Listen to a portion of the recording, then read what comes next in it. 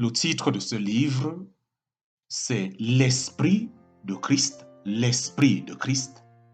L'auteur de ce livre, c'est le bien-aimé frère Andrew Murray. Nous sommes au chapitre 17, petit 1.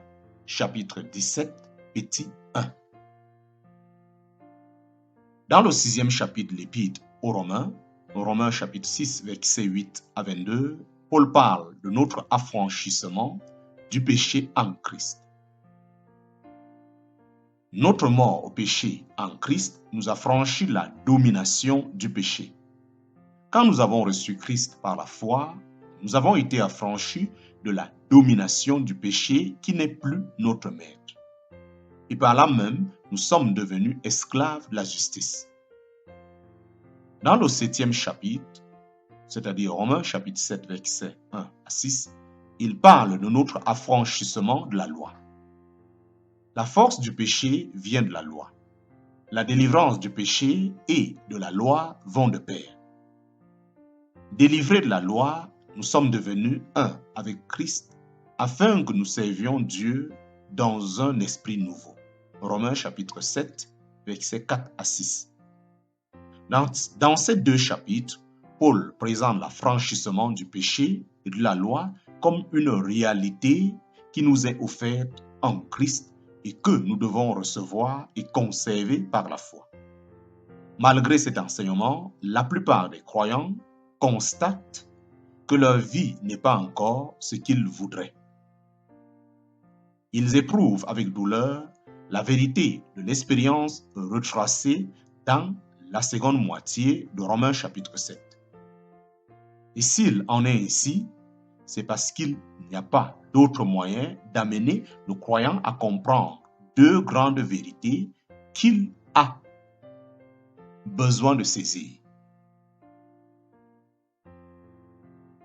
D'abord, l'entière incapacité de la volonté humaine à produire et pratiquer la justice divine, à observer la loi de Dieu qui lui enjoint l'obéissance et ensuite l'absolue nécessité de recevoir en lui le Saint-Esprit, seule force capable de faire marcher l'enfant de Dieu. D'abord, l'entière incapacité de la volonté humaine à produire et pratiquer la justice divine et observer la loi de Dieu qui lui enjoint l'obéissance.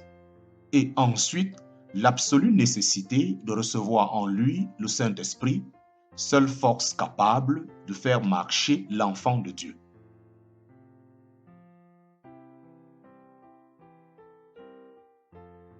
C'est cette dernière vérité que nous enseigne la première moitié de Romains chapitre 7. La vie chrétienne telle qu'elle se développe chez le croyant et telle que Paul l'a décrite dans cet épître, offre divers degrés d'avancement. Les chapitres 6 et 7 décrivent la vie de la foi. Le chapitre 8 mentionne pour la première foi, le chapitre 8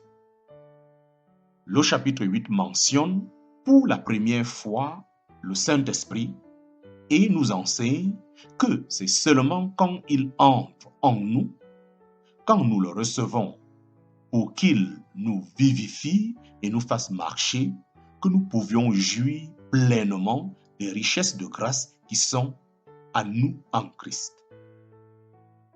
Que tous ceux donc qui veulent savoir pleinement des richesses de grâce qui sont à nous en Christ, que tous ceux donc qui veulent savoir ce que c'est que d'être mort au péché et vivant pour Dieu, ce que c'est que d'être affranchi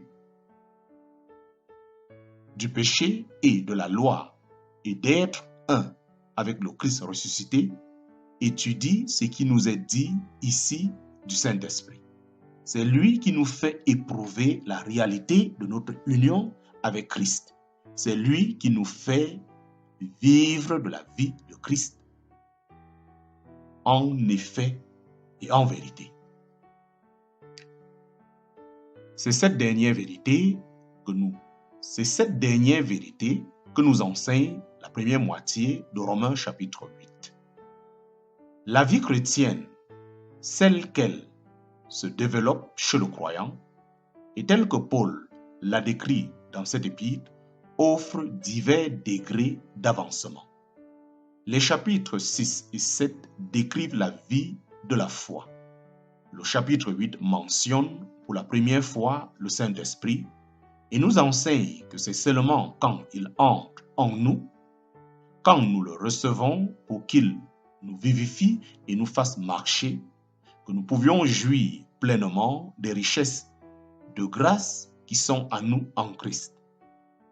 Que tous ceux donc qui veulent savoir ce que c'est que d'être mort au péché et vivant pour Dieu, ce que c'est que d'être affranchi du péché et de la loi et naître un avec le Christ ressuscité, étudie ce qui nous est dit ici du Saint-Esprit.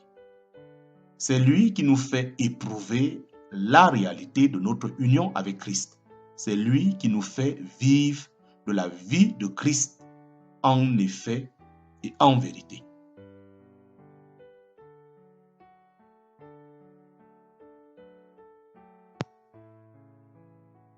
Dans ce chapitre 8, le second verset nous dit comment nous pouvons réaliser habituellement notre affranchissement du péché et de la loi.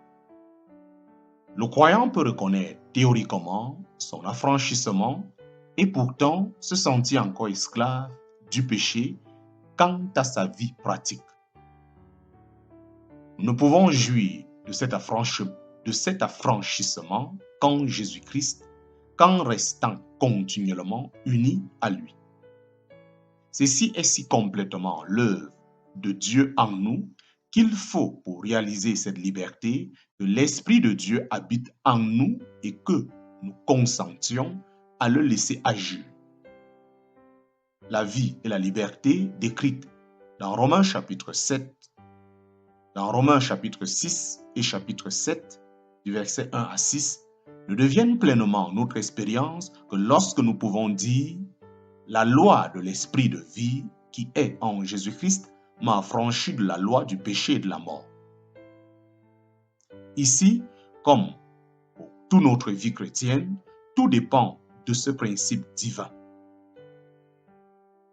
Qu'il vous soit fait selon votre foi. En parenthèse, Matthieu chapitre 9, verset 29. Dès que le Saint-Esprit, l'Esprit de foi, nous fait comprendre la puissance de la vie de résurrection qui agit en nous, dès que nous croyons à la présence et à la puissance de l'Esprit en nous, tout ce que Jésus-Christ est pour nous vient se réaliser dans notre expérience de chaque jour. Nous éprouvons alors que le Saint-Esprit nous rend possible la vie de liberté que nous possédons en Jésus-Christ et que l'assurance d'avoir en nous le Saint-Esprit nous est indispensable pour vivre d'une vie nouvelle. Romains chapitre 6, verset 4.